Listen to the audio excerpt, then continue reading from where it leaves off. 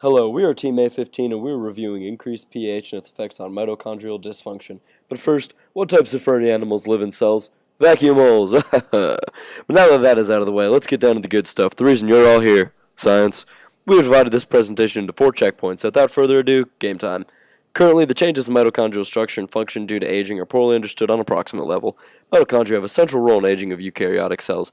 The Cancer Research Center in Seattle, Washington investigates these mechanisms for these alterations by examining Saccharomyces cerevisiae. Yeast cells. A functional link between the lysome-like vacuole and mitochondria of the yeast cells leads us to believe that increases in vacuolar pH causes these deformations of the mitochondria. The researchers propose that mitochondrial dysfunction due to increased vacuolar pH could be a determinant for the lifespan of yeast cells, providing implications for other eukaryotic cells. Here are a few key terms. Aging is the number of times an individual cell divides. Stronger acids have lower pH while stronger bases have higher pH. Tom 70. Outer mitochondrial membrane protein used to spot dysfunctional mitochondria by fluorescent dye. Tim 50. Inner mitochondrial membrane protein used to spot dysfunctional mitochondria by fluorescent dye. Membrane potential, the difference in charge across a membrane. Mitochondrial fragmentation, the change in morphology of the mitochondria. Here is a diagram depicting the mitochondria, showing its inner membrane, outer membrane, cristae, and ribosomes. Checkpoint 1. They began the inquiry by further characterizing age-associated mitochondrial phenotypes by using a genetic system in yeast that enriches for replicatively aged mother cells. These cells are easily spotted because they are fragmented and highly by fluorescent outer protein Tom 50 and by dyed inner protein Tim 50. Results. Mitochondrial fragmentation was present in the early aging process and progressed to large aggregates and small fragments that persisted throughout the aging, median lifespan of 28 divisions. They observed similar changes using an inner mitochondrial membrane protein, TIM50. Mitochondrial function also declined in aged cells. The mitochondrial membrane protein of aged cells was measured using DIOC6, a fluorescent dye, and found that 80% of cells had reduced mitochondrial DIOC6 staining by 7 divisions. At 18 divisions, the change in mitochondrial membrane potential was even lower and remained low thereafter. The following figure shows fragmentation and aging in mitochondria. Above we see mitochondrial cells. Then we see the green illuminated areas that depict fragmentation by the dye Tom 70. The aging is depicted by the number of mitochondrial cells by the blue dye and the illuminated regions there. We see a similar comparison for the two genes WT and WMA1OE, where DIOC6 highlights the mitochondrial membrane potential and Tom 70 highlights the mitochondrial fragmentation, whereas blue dye indicates the aging process. Overexpression of 250 genes which regulate mitochondrial structure was used in order to determine whether or not alterations to these genes were associated with age-induced mitochondrial dysfunction. Each of these genes were overexposed in a strain expressing Tom 70, and they were later screened for genes whose expression delayed the onset of altered mitochondrial morphology in aged cells. Because overexpressing proteins required for vacuolar acidity prevented age-induced mitochondrial dysfunction, they tested whether vacuolar pH itself was changed in aged cells.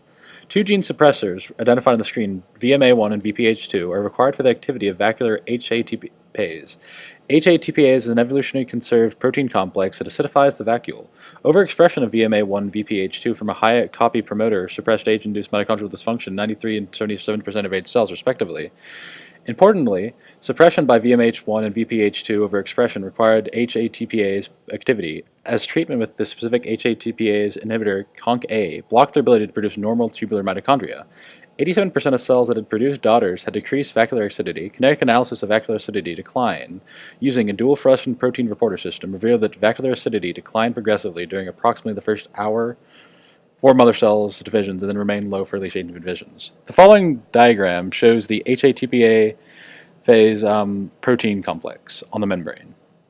Because vacuolar acidity decreases before mitochondrial dysfunction in aging cells, they wondered whether overexpressing VMA1 or VPH2 suppressed mitochondrial dysfunction by preventing vacuolar acidity decline. Overexpressing these genes increased vacuolar acidity in 70% of aged mother cells. Overexpressing VPH2 increased the levels of assembled HATPase at the vacuolar membrane. This suggests that mitochondrial dysfunction is a subsequent result of reduced vacuolar acidity in mother cells. Following with this idea, young cells that were missing the VMA2 gene had reduced mitochondrial membrane potential and mitochondrial morphology similar to aged cells. These results suggested that lower levels of vascular acidity in mother cells induce mitochondrial dysfunction and indicate the relatedness between the two. Because of the link between vascular acidity and mitochondrial dysfunction, they expected that vascular pH would be a regulator of lifespan. They found that the overexpression of both VMA1 and VPH2 increased lifespan. These reports support the idea that vascular pH does affect youth lifespan. In Figure D, it shows the survival percentage per number of divisions. As the number of divisions increases, the survival percentage decreases. They reduced the vascular protein gradient through a specific inhibitor and measured mitochondrial change in mitochondrial membrane potential of dye in shells that overexpress individual vascular amino acid or ion transporters in order to examine whether reduced import of vascular metabolites was responsible for mitochondrial dysfunction under conditions of decreased vascular acidity. Overexpressing AVT1, a neutral amino acid transporter, prevented mitochondrial dysfunction in 60% of cells. This suggests that disrupting proton-dependent neutral amino acid storage in vacuole causes mitochondrial dysfunction. AVT1 was found to be critical in connecting the vacuole of mitochondria during aging. However, deleting AVT1 accelerated the development of age-induced mitochondrial dysfunction without affecting the kinetics of vacuole acidity decline. Deleting AVT1 also prevented the suppression of mitochondrial dysfunction by VMA1 and VPH2, overexpression without affecting vacuolar acidity. These results suggest that reduced vacuolar acidity in aged cells might cause mitochondrial dysfunction by preventing adequate import of neutrophil acids through the vacuolar transporter AVT1. Overexpressing and deleting AVT1 was sufficient to extend or shorten the replicative lifespan. This suggests that changes in vascular pH modulate lifespan, at least in part through regulation of mitochondrial function. Calorie restriction extends lifespan in most eukaryotes through conserved nutrient-sensing pathways. In yeast, calorie restriction is thought to function through at least 3 nutrient-sensing pathways: the CAMP-dependent protein kinase A pathway, the target of rapamycin pathway, and the putative S6 kinase. Reduced activity of any of these kinases mimics calorie restriction and extends lifespan.